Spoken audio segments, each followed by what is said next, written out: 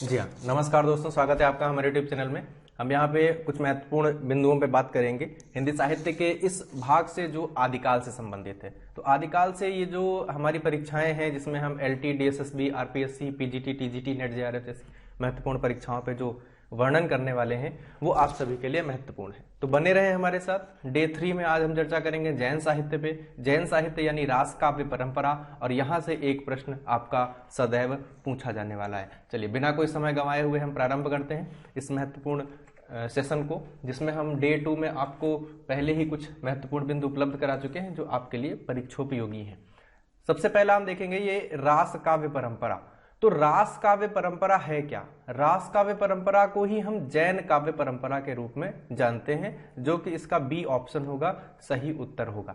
तो ये जैन थे कौन? अगर हम देखें इस परिक्षेत्र में जो हमारे भारतीय, अगर हम मानचित्र को देखें तो इस भारतीय मानचित्र में ये वाला क्षेत्र है, ये क्षेत्र जो है गुजरात का क्षेत्र है। कहाँ का क्षेत्र है? गुजरात का। और ये गुजरात वाले जो परिक्षेत्र में या प्रदेश में जो संत साधक जो हुए, जो महावीर स्वामी की परंपरा को लेकर के चल रहे थे, उन्होंने अपने मतों का प्रचार प्रसार किया। तो उस परिक्षेत्र को या उस क्षेत्र को हम जैनी परिक्षेत्र या रास काव्य परंपरा के अंतर्गत आने वाला मानते हैं। ठीक उत्तर जो होगा बी ऑप्शन होगा, आप सभी को मिल चुका होगा।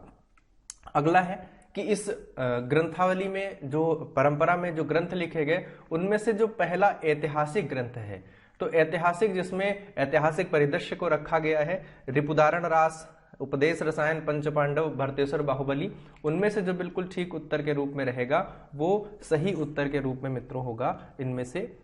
जी हाँ, ये आपको ध्यान देना है, सही उत्तर सी ऑप्शन होगा, यानी आपको बताना था पंचपांडव रास। ये पंचपांडव रास है, यहाँ पर ऐतिहासिक परिप्रेक्ष्य में इसे पहले ग्रंथ के रूप में संज्ञा दी जाती है। लेकिन ये हिंदी रास काव्य परंपरा का या जैन साहित्य का पहला ग्रंथ नहीं है, ये आपको भली प्रकार जान लेना है। तो इसलिए जब ऐतिहासिक रास काव्य परंपरा का पहला ग्रंथ माना जाए तब हम पंचपांडव रास को मानेंगे। आगे देखेंगे अपभ्रंश भाषा का। अब हम अगर भाषाई आधार पर देख लेते हैं, अभी तो हम कथानक के आधार पर या शिल्प के आधार पर पूछ रहे थे कि कौन सा किस प्रकार का उसके अंतर्गत कथानक रखा गया, तो वहां पर ऐतिहासिक कथानक था, इसलिए पंचपांडव रास था। अब हम भाषाई आधार पर देखेंगे तो जो बिल्कुल ठीक उत्तर होगा वो होगा उपदेश रसायन रास। क्या होगा?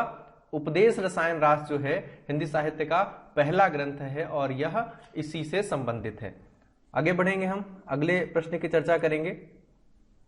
जी हाँ, अगला सर्वप्रथम रास ग्रंथ कौन सा है? अगर हम सबसे पहले रास ग्रंथ की चर्चा करें रिपुदारण रास की, तो वो ग्रंथ जो है वो कौन सी भाषा में लिखा गया? एक तो हमारे पास में यहाँ पिंगल और डिंगल है, अपभ्रंश है, संस्कृत है और अवहट्ट है। तो अपभ्रंश में तो हम आपको पहले ही बता चुके हैं, उपदेश रसायन रास था। तो ये प्रश्न तो आपको समझ में आ ही गया होगा। उपदेश रसायन रास जो है वो किसमें लिखा गया है? वो लिखा गया है अपभ्रंश भाषा में। लेकिन जो पहला ग्रंथ है इस पूरी परंपरा का, न तो ऐतिहासिकता का दामन थामा गया और न ही किसी भी प्रकार का भाषा का, सिर्फ और सिर्फ पहले ग्रंथ की बात अगर की जाएगी, भाषा की भी चर्चा नहीं की जाएगी, फिर भी हमारा रिपुदारण रास रहेगा जो कि संस्कृत भाषा में लिखा गया। ठीक उत्तर इसका होगा बी ऑप्शन, संस्कृत भाषा में लिखा गया महत्वपूर्ण ग्रंथ। आगे बढ़ेंगे हम गणपति चंद्र गुप्त। इनके बारे में हम आपको बता चुके हैं। 1965 में हिंदी साहित्य का वैज्ञानिक इतिहास 2 भागों में लिखा, वो 2 भाग महत्वपूर्ण है।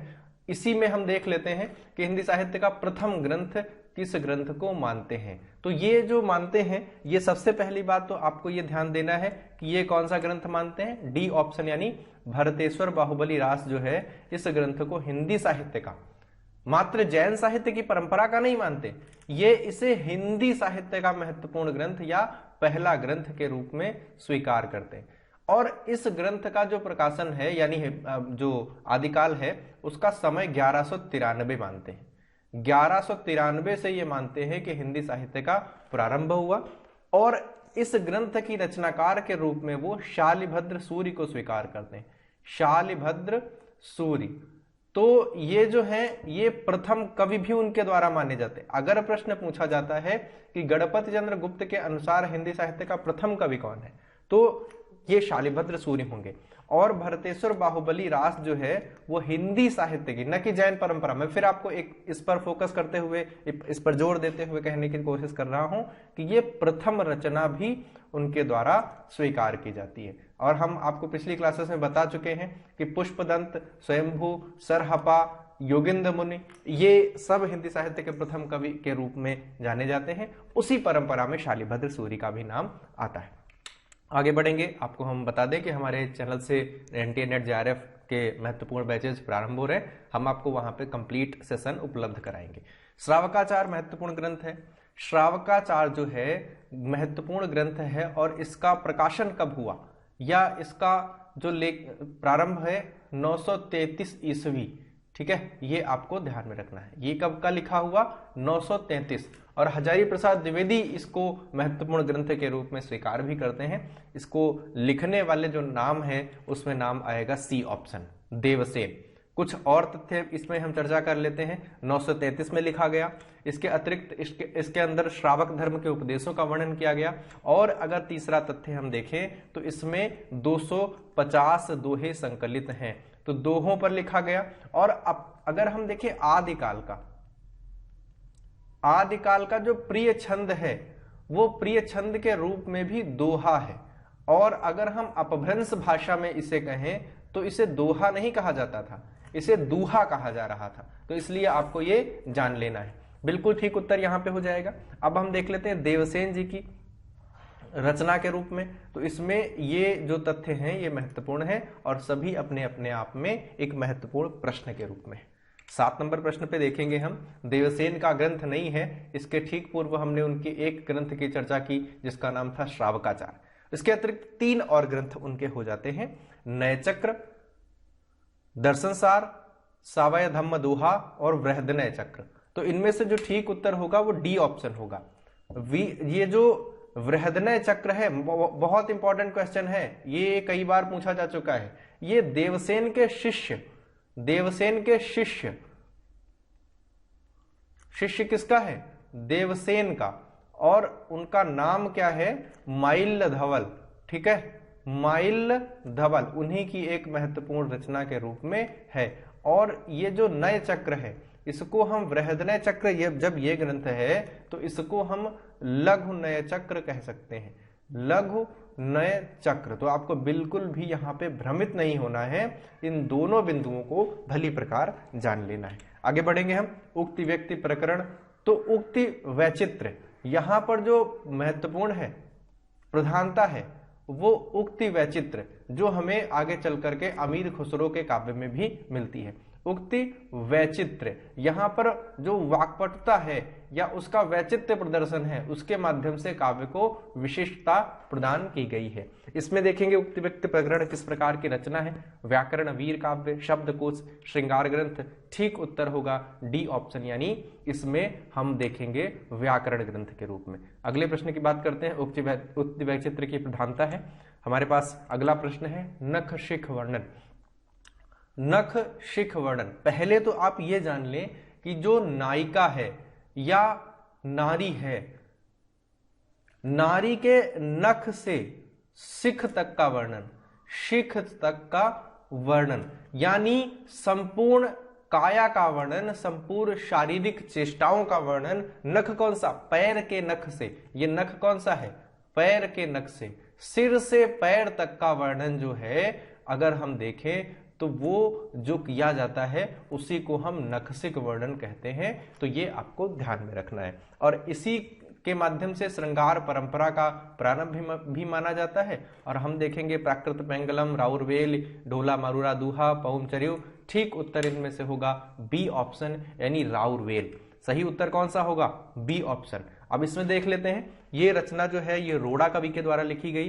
ये शिलांकित कृति के रूप में प्राप्त होती है, शिला पर अंकित है। और इसके लिए हम देखें तो 7वीं शताब्दी में है और चंपू काव्य के रूप में जानी जाती है। ये सारे महत्वपूर्ण बिंदु हैं, इन सभी महत्वपूर्ण बिंदुओं से किसी न किसी रूप में प्रश्न पूछा जाता है। बुद्धिरास नामक ग्रंथ किसकी रचना है? विकल्प हमारे पास में जल्हड़, दिल्हड़, शालिभद्र सूरी और मेरतुंग हैं। सी ऑप्शन बिल्कुल ठीक होगा और सी ऑप्शन में शालिभद्र सूरी, जिनको हम हिंदी साहित्य का पहला कवि भी गणपत चंद्र गुप्त के द्वारा स्वीकार करते हैं। 11 नंबर प्रश्न से पूर्व हम आपको बता दें, असिस्टेंट प्रोफेसर जैसे महत्वपूर्ण परीक्षाओं के लिए हमारे साथ बैच आप ज्वाइन कर सकते हैं। कुमारपाल चरित इस महत्वपूर्ण रचना के रचयिता का नाम कौन सा है? बिल्कुल ठीक उत्तर होगा ए ऑप्शन यानी हेमचंद्र। इनको हम प्राकृत का पाणिनि भी कहते हैं, इनको हम प्राकृत का पाणिनि भी कहते हैं, ये भी आपको ध्यान में रखना है। और इनका समय कौन सा है? इनका समय 7वीं शती है और ये जैनी है, ठीक है, ये जैन संप्रदाय से संबद्ध है, तो इसलिए ए ऑप्शन बिल्कुल ठीक होगा। सुनीत कुमार चटर्जी के अनुसार उक्त व्यक्ति प्रकरण की भाषा को, अभी हम इसके पहले थोड़ी देर पहले इसकी चर्चा करके आए, ये कौन सा ग्रंथ है? व्याकरण ग्रंथ है। उक्त वैचित्र की प्रधानता है, ठीक उत्तर इनमें से होगा ए ऑप्शन, यानी इसकी जो भाषा है वो प्राचीन कोशली है। और कौशल ये क्या है? कौशल प्रदेश, कौशल प्रदेश हम जानते हैं अयोध्या को, अयोध्या को। और अगर हम अवधी भाषा की चर्चा करें तो अवधी को हम कोसली भी कहते हैं, ये आपको ध्यान में रखना है। अवधी भाषा को हम कोसली भी कहते हैं, ये आपको ध्यान में रखना है। आगे बढ़ेंगे, हम अगले प्रश्न की चर्चा करेंगे। ढोला मारूरा दोहा के दोहों को हेमचंद्र तथा बिहारी के दोहों के बीच की कड़ी माना गया है। किसके? हेमचंद्र और बिहारी के दोहों के बीच की कड़ी। तो हेमचंद्र आदिकालीन कवि हैं, बिहारी रीतिकालीन कवि हैं, इनके दोहों के बीच की कड़ी के रूप में इस महत्वपूर्ण ग्रंथ को माना गया। साहित्यकार जो हैं, आलोचक जो हैं, उनका नाम है सी ऑप्शन में हजारी प्रसाद द्विवेदी। इन्होंने ही इसे बीच की कड़ी के रूप में माना। तो इसे याद करने का जो तरीका वो ये है कि ये सामंजस्यवादी हैं, ये समन्वय स्थापित करते हैं, ये किसी भी ग्रंथ को ना तो प्रमाणिक पूरी तरह से कहते हैं ना अप्रमाणिक कहते हैं, जहां पर विवाद होता है, सभी की बात नहीं कर रहे, ये एक बीज की कड़ी निकालने वाले हैं। तो अगर कड़ी की चर्चा करें तो हम यहां से इस महत्वपूर्ण प्रश्न को जान सकते हैं। बिल्कुल ठीक उत्तर जो होगा इनमें से वो ऑप्शन आपको सेलेक्ट करना है, सी ऑप्शन। आगे बढ़ेंगे, हम अगले प्रश्न की चर्चा करेंगे। कच्छुली रास के रचनाकार का नाम क्या है? तो कच्छुली रास जो है वो महत्वपूर्ण ग्रंथ है, इंपॉर्टेंट है, आपको ध्यान में रखना है। ए ऑप्शन बिल्कुल ठीक होगा, यानी प्रज्ञा तिलक नाम आपको चयन करना है। आगे बढ़ेंगे, हम 15 नंबर प्रश्न की चर्चा करेंगे। करकंड चर्यु जो रचना है वो किसकी रचना है? सोमप्रभु सूर्य, कनकामर मुनि, राजशेखर, जिनिदत्त। ठीक उत्तर होगा बी ऑप्शन, यानी कनकामर मुनि की। तो यहां से क से कनकामर और क से करकंड, तो ये आपको याद करना आसान हो जाता है यहां से बिल्कुल ठीक उत्तर के रूप में। आगे बढ़ेंगे, निम्न में से किस ग्रंथ में चौपाई छंद में 12 मासा वर्णन मिलता है? अभी तक हम वर्णन कर रहे थे श्रृंगारी परंपरा का, उस श्रृंगारी परंपरा में 12 मास यानी 12 महीने में 12 तरीके से तुझसे प्यार जताऊंगा मैं, इस तरीके से देख लिया जाता है। मतलब नायक नायिका का जो मिलन है, प्रेम है, उस प्रेमालिंगन को 12 माह में अलग अलग ऋतुओं में अलग अलग समय स्थितियों में किस प्रकार से निभाया जाता है उसको वर्णित किया जाता है 12 मासा के अंतर्गत। कई बार आप इस शब्द से परिचित होंगे। ए ऑप्शन बिल्कुल ठीक उत्तर होगा, यानी नेमिनाथ चौपाई का महत्वपूर्ण ग्रंथ माना जाता है। आगे बढ़ेंगे, हम जीव दया रास किसका ग्रंथ है? माइल्य धवल की रचना मैंने आपको बताई, बृहदनय चक्र, विजय सेन सूरी, आसग, सुमतिगढ़। ठीक उत्तर होगा सी ऑप्शन, यानी जीव दया रास जो है आसगु का महत्वपूर्ण ग्रंथ है। और इन्हीं का एक ग्रंथ, छोटा सा ग्रंथ, एक चंदन बाला रास भी है। चंदन बाला रास भी इन्हीं का एक महत्वपूर्ण ग्रंथ है। तो ये दोनों ही आपको ध्यान में रखने हैं। आगे बढ़ेंगे, हम एक महत्वपूर्ण सूचना जो आपको बार बार दिखाई जा रही है, जैन साहित्यकारों का संबंध मुख्यतः भारत के किस क्षेत्र से रहा है? तो इनका संबंध गुजरात से रहा है। गुजरात, या हम इसके साथ में काठियावाड़ अगर कह देते हैं, ये प्रश्न अगर थोड़ा सा घुमाने का प्रयास किया जाए तो गुजरात और थोड़ा सा परिक्षेत्र महाराष्ट्र का भी इसी से संबद्ध है, जुड़ा हुआ है। कुछ जैनी राजस्थान के परिक्षेत्र में भी पाए जाते हैं, तो इसलिए ये दोनों ही महत्वपूर्ण बिंदु हो जाएंगे। आगे बढ़ेंगे हम। ए ऑप्शन बिल्कुल ठीक होगा। आशगु के ग्रंथ चंदन बाला रास, इसकी थोड़ी ही देर पहले हमने आपके समक्ष चर्चा की। ठीक उत्तर होगा लगभग 1200 ईस्वी। और इसमें कितने छंद हैं? तो बिल्कुल ठीक उत्तर होगा सी ऑप्शन, यानी मात्र 35 छंदों में यह ग्रंथ लिखा गया एक लघु ग्रंथ है। ये हमने आपको पहले ही बताया।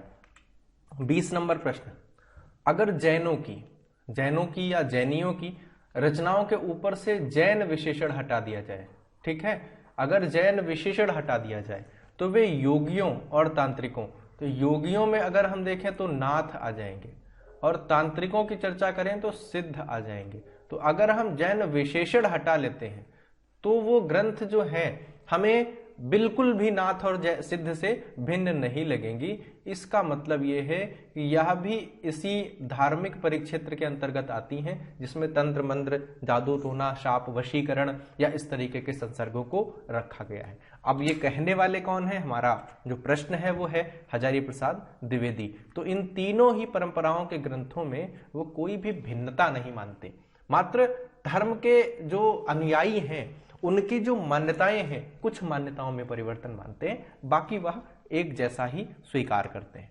विकल्प है श्री कृष्ण का वर्णन, किस रास ग्रंथ के अंतर्गत श्री कृष्ण का वर्णन मिलता है? तो रास काव्य परंपरा में श्री कृष्ण का वर्णन हमारे पास 4 विकल्प है और ए ऑप्शन बिल्कुल ठीक है, नेमिनाथ चौपाई।